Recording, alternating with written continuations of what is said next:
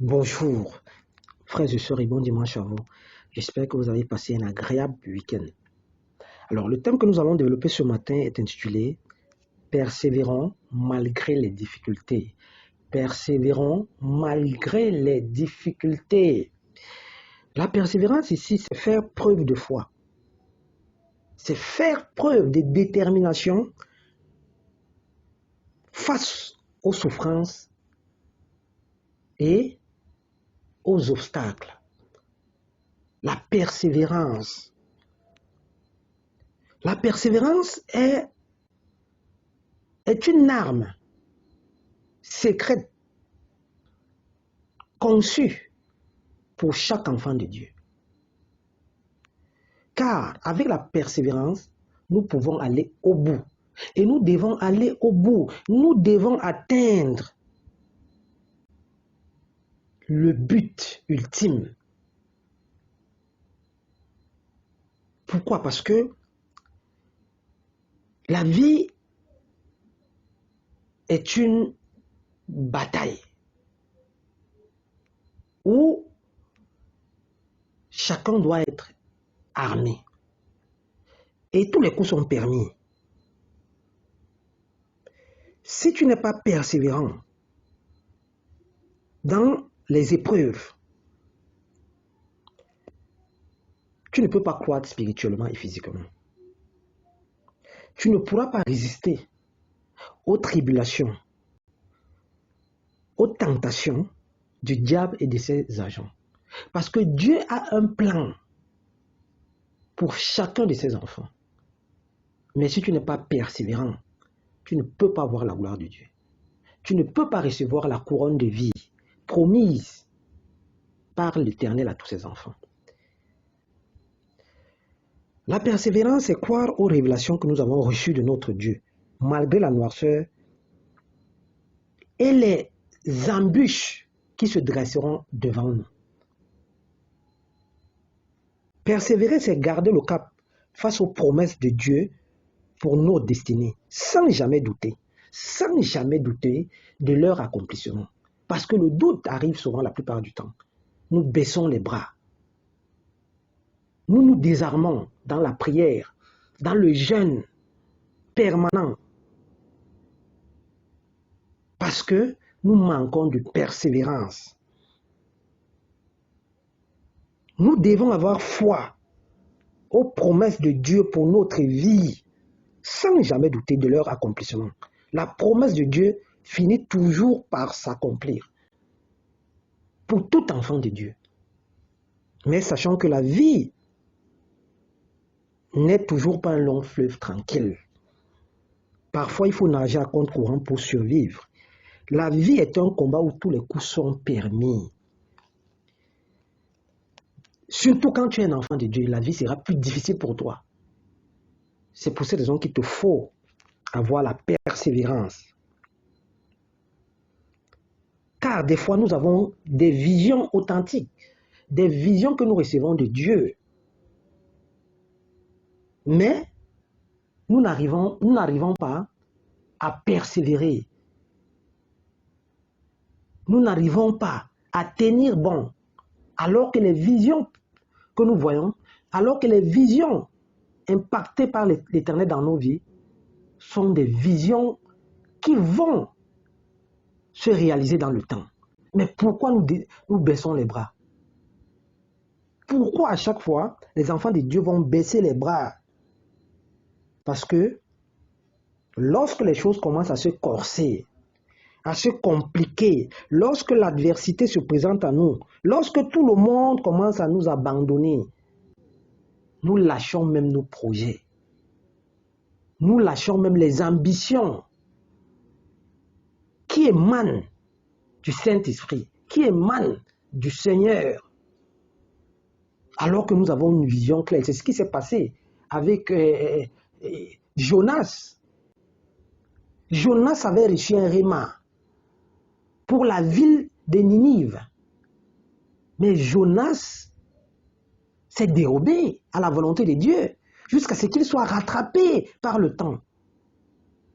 Qu'il soit rattrapé par le Seigneur. Mon frère, est-ce que tu es celui-là qui doit toujours être rattrapé par l'Éternel pour te ramener à ta destinée, pour te ramener à cette vie de prière et de foi, pour te ramener à la réalisation de ces promesses dans ta vie. Nous devons être persévérants. Pourquoi? Parce que lorsque les moments difficiles arrivent, nous devons rester fermes dans la foi. Car par la persévérance, nous sauverons nos âmes. La femme cananéenne et la femme à la perte de sang sont des exemples manifestes et palpables dans la Bible. Et cela interpelle tout enfant de Dieu à s'armer de persévérance, de patience. Les efforts de la persévérance finissent toujours par payer. Faire preuve de détermination malgré les difficultés. Restez ferme à Dieu. Restez fidèle à Dieu. Continuez à croire aux promesses, à la parole du Seigneur. C'est pas facile. Mais il faut utiliser cette arme hyper importante appelée persévérant. Perse et tu verras. La persévérance. Soyons persévérants, frères et sœurs. Car notre Dieu est fidèle. Notre Dieu est fidèle. Et il faut toujours, dans les moments de difficulté, garder dans son esprit que notre Sauveur est toujours à nos côtés. Est toujours à nos côtés. Ne pas croire que le Seigneur nous a abandonnés, ou bien le Seigneur, ça c'est le diable qui nous utilise, qui nous manipule. Parce qu'il aimerait que nous puissions nous désorienter de la parole de Dieu, nous désorienter de la prière. Non, le Seigneur ne t'a jamais abandonné. Il est toujours là au travers du Saint-Esprit. Il te parle tantôt d'une façon, tantôt d'une autre, mais nous ne prenons point garde. Reste ferme à ta foi.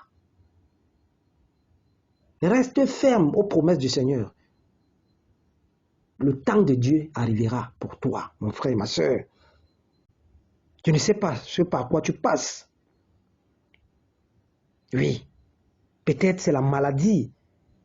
Une maladie incurable. Une maladie qui ne trouve pas de solution. Depuis des années, tu traînes cette maladie. Les docteurs même ne peuvent plus rien pour toi. Garde la vision de ta guérison. N'abandonne jamais l'espérance. Car le plus grand des médecins n'a pas encore dit son dernier mot. Dieu est capable de tout. Peut-être, tu n'as pas d'enfant. Tu n'as pas d'enfant, tu es stérile. Peut-être, tu es toujours sans situation. Tu n'as aucun travail. Tu vis encore, peut-être aux dépens de tes parents. Tu vis encore aux dépens des autres. Ce n'est pas facile. Parce qu'à ce moment, le doute s'installe. On se questionne. Où est le Seigneur? Est-ce qu'il m'écoute? Est-ce qu'il écoute mes prières? Est-ce qu'il est encore présent? Mais rassure-toi toujours d'être rattaché à Dieu. Rattaché à Dieu. Rattaché, c'est être proche de Dieu. Ne jamais perdre la présence de Dieu dans notre vie. Voilà les éléments de la persévérance. Un homme persévérant doit être rattaché à son Dieu. La persévérance finit toujours par payer. Sois persévérant, mon frère. Sois persévérant, ma soeur. Ne nous laissons jamais influencés par le diable qui va s'aimer en nous le doute, la panique, le stress, nous faire croire que Dieu nous a abandonnés. Dieu n'abandonne jamais ses enfants, jamais de la vie. Le Seigneur n'abandonne jamais ses enfants. Notre Dieu accomplit toujours ses promesses. Et sachant que le temps de Dieu n'est toujours pas le nôtre, gardons la foi. Gardons la foi, qui est la ferme assurance des choses qu'on espère, une démonstration de ce qu'on ne voit pas. Hébreux 11, le verset 1. Frères et sœurs, le juste marchera toujours par la foi et non par la vue. Le juste marchera toujours par la foi et non par la vue. Abraham Sarah, Jacob, Daniel, Job, Joseph ont persévéré afin de voir la gloire de Dieu. Qu'importe les humiliations, les forteresses qui se dressent devant toi, mon frère, qui se dressent devant nous, soyons forts et fermes dans la foi. Il faut toujours croire. Habakkuk disait, si la prophétie tarde, si la promesse tarde, attends-la, car elle s'accomplira. Elle s'accomplira certainement. Elle s'accomplira certainement. Habakkuk 2, le verset 3. Nous avons vu la persévérance d'Élie. Nous avons vu la persévérance de la femme cananéenne, la persévérance du centenier romain. Soyons persévérants.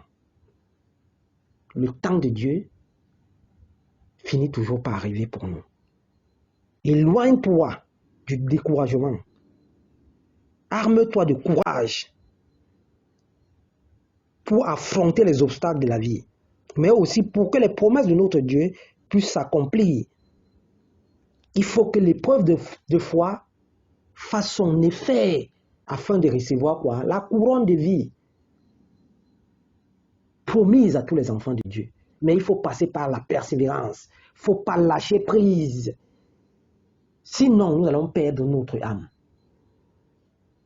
La persévérance, c'est pour tout enfant de Dieu. Oui, quand tout va mal, nous devons être fermes.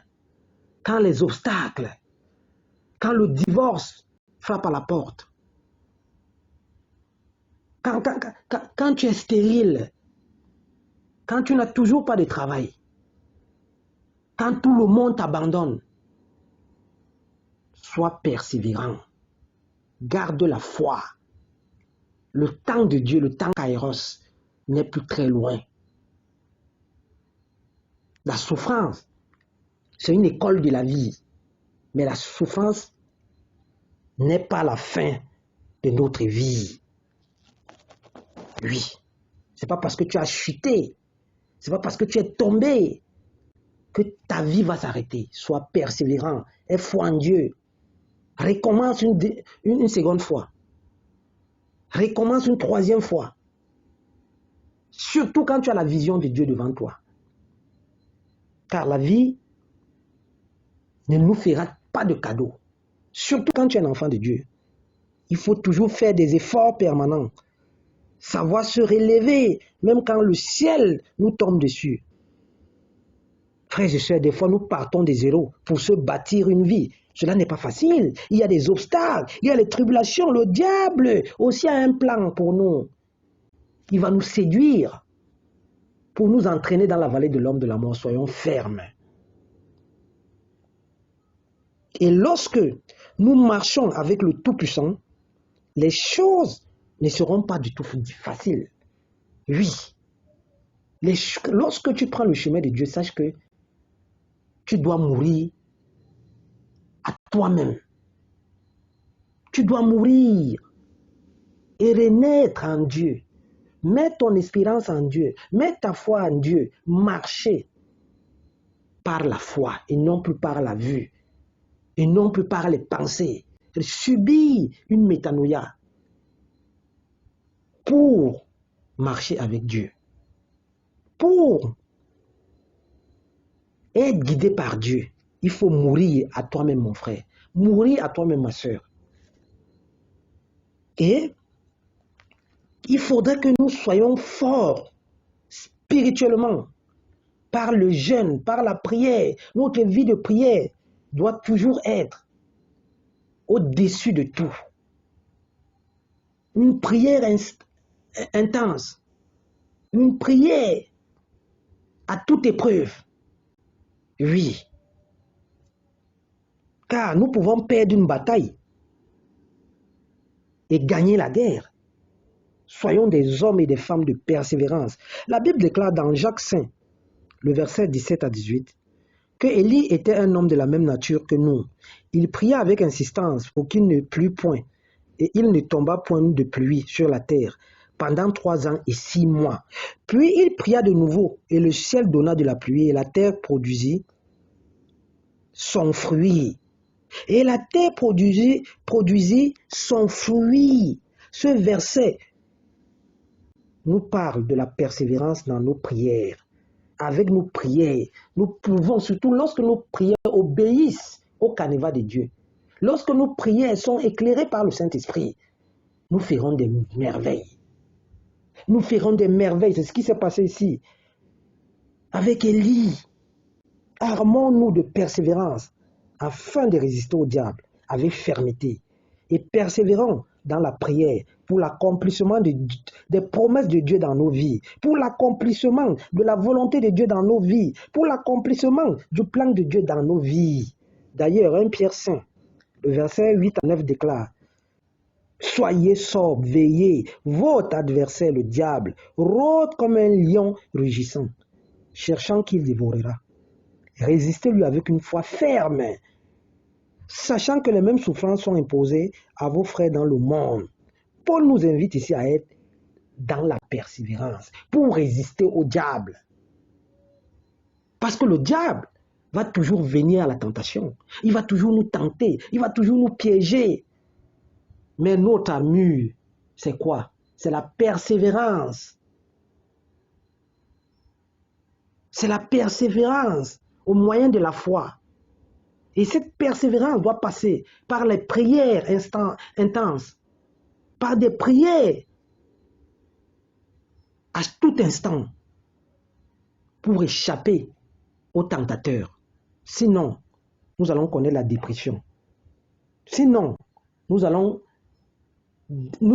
prendre des chemins qui ne sont plus la volonté de Dieu dans nos vies.